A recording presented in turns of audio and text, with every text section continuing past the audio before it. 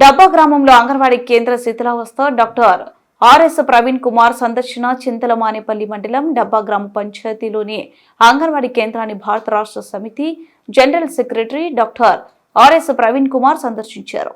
ఈ కేంద్రం శిథిలావస్థలో ఉండడంతో పాటు కనీస సౌకర్యాలు లేకపోవడం గమనించారు. 10x20 అడుగుల ఒకే గదిలో వంటగది, స్టోర్ రూమ్ మరియు 30 మంది పిల్లలు ఉండే దుస్థితి నెలకొన్నది.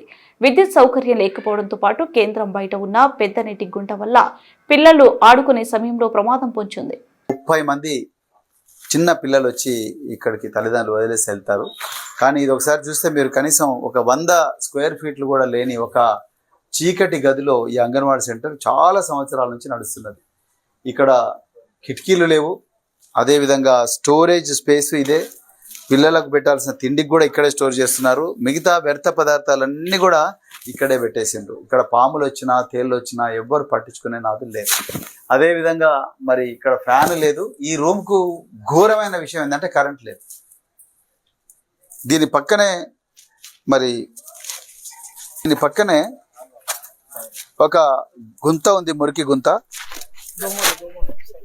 ఈ మురికి గుంత పక్కన మరి దోమలు అవన్నీ కూడా వచ్చే ప్రమాదం ఉంది. అదేవిధంగా ఈ పిల్లలు ఎవరైనా ఆడుకోవడానికి పోయినప్పుడు ఈ గుంతలో పడితే ఇంక అంతే, వాళ్ళు చావడం తప్ప ఇంకో మార్గం ఉండదు.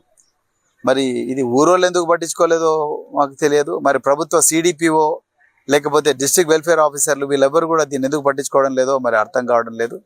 మరి స్థానిక ప్రజాప్రతినిధులు దీని గురించి మాట్లాడతలేరు, స్థానిక ఎంఆర్ఓ మాట్లాడతలేరు, కలెక్టర్ గారు మాట్లాడతలేరు.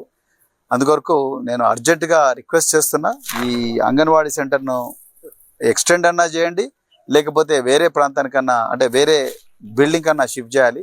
ఇంత ప్రమాదకరమైన పరిస్థితులు ఎట్లుంటారు? కనీసం కరెంటు లేని అంగన్వాడీ సెంటర్ అంటే నిజంగా ఆశ్చర్యంగా ఉంది. అంటే ఈ సిర్పూరు ప్రాంతంలో ప్రజల జీవితాలకు ఉండే విలువ అంటే ఘోరమైన విలువకు ఈ అంగన్వాడీ సెంటర్ ఒక సజీవ సాక్ష్యంగా మిగిలింది. అంటే ఈ నిర్లక్ష్యం, ఇప్పుడున్న ప్రభుత్వ నిర్లక్ష్య ధోరణికి ఇది సజీవ సాక్ష్యం. ఇక్కడే మరి పెద్దలు సీతక్క గారు, స్త్రీ శిశు సంక్షేమ శాఖ మంత్రి సీతక్క గారు మరి ఇక్కడ వచ్చి మీటింగ్ పెట్టినట్టుగా కూడా తెలుస్తూ ఉన్నది. మరి వారికి ఈ అంగన్వాడీ సెంటర్ మరి విజిట్ చేశారు లేదా, వారి జిల్లా ఇన్ఛార్జ్ మంత్రికి కూడా ఉన్నారు అక్క సీతక్క గారు. దయచేసి అప్పుడప్పుడు ఇటువైపు కూడా కొంత మీరు కన్నేయాలని చెప్పేసి కోరుకుంటున్నాం. ఇంకా రేవంత్ రెడ్డి గారిని అడిగి లాభం లేదు కాబట్టి మరి మిమ్మల్ని అడుగుతున్నాం. సో అందుకొరకు దీని మీద కూడా ప్రత్యేక దృష్టి సారించాలని చెప్పి కోరుకుంటూ మరొకసారి అందరికీ జై తెలంగాణ.